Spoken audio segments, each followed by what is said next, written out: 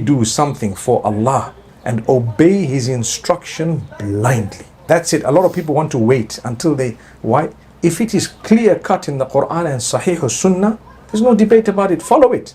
Ibrahim alayhi salam was asked to do things far more difficult than what we've been asked to do. In fact, what we've been asked to do, most of it makes pure sense to us. But for him, things that wouldn't make sense to us to this day, and he just did it. And he earned the pleasure of Allah because he recognized where the instruction is coming from. We have to go and emulate the whole Hajj, going back to the origins of the Hajj. One of the reasons is for us to appreciate the obedience of Ibrahim alayhi salam blindly. Someone asked me in a seminar regarding Umrah, why do we have to go round the Kaaba in an anti-clockwise 7 times? And I told the boy, I said, my son, the true reason is because Allah instructed. I don't have another reason. No. That's the true proper reasons. People might say this, they might say the orbit is all moving anti-clockwise and it all goes and 7 has a significance of this. Without any of that, Allah told you,